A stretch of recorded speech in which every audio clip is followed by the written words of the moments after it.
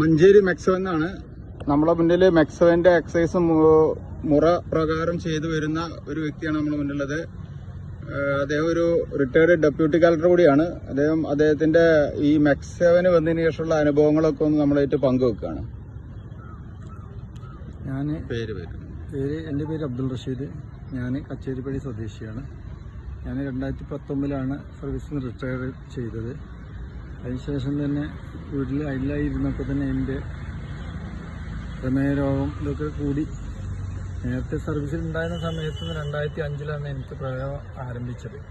ആ കാലത്ത് നല്ല സ്ട്രെസ്സുള്ള ജോലി ആയതുകൊണ്ടാണ് ഇതിന് തുടക്കം കുറിച്ചത് എന്നാണ് ഞാൻ വിശ്വസിക്കുന്നത്.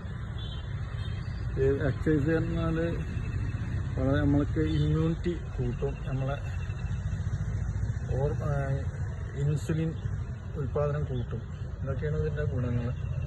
അപ്പോൾ ആർദ്രം എന്ന ഒരു പദ്ധതി പ്രകാരം ഒരു സർവേ നടത്തിയതിൽ 1.12 കോടി ജനങ്ങളിൽ സർവേ നടത്തിയതിൽ അത് 50 ലക്ഷം പേരും ഇന്ന്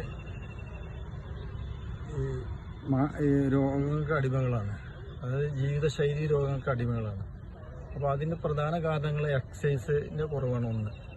പിന്നെ അതുപോലെ നമ്മളെ ഭക്ഷണ രീതി, ഭക്ഷണം നമ്മൾ നിയന്ത്രിക്കേണ്ടതുണ്ട്. Food shall be medicine, medicine shall be food പറയും. അതുപോലെ തന്നെ സ്ലീപ്പ്, ഉറക്കം കിട്ടണം. ഗുഡ് സ്ലീപ്പ്, നല്ല സ്ലീപ്പ്, ഉറക്കം. എന്നാൽ മെലറ്റോൺ എന്ന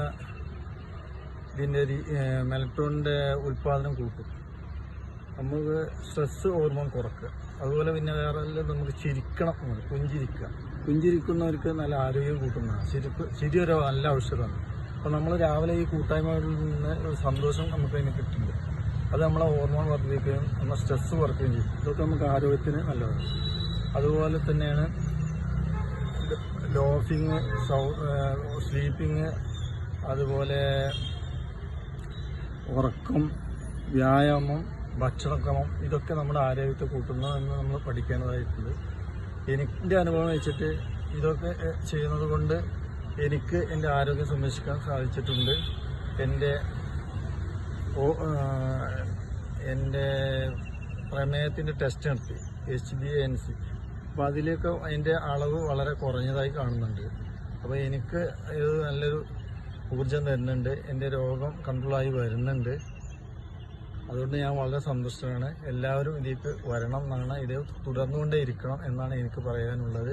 ഹെൽത്ത് ഈസ് വെൽത്ത് എന്ന ആ കൺസെപ്റ്റിലേക്ക്, ആരോഗ്യമാണ് നമ്മളെ വെൽത്ത്, അത് എല്ലാവരും മനസ്സിലാക്കി ഇത് തുടർന്ന് ഇതിൽ എല്ലാവരും സജീവമാവുക എന്നാണ് എനിക്ക് എല്ലാവരോടും അഭ്യർത്ഥിക്കാനുള്ളത്. Okay, thank you.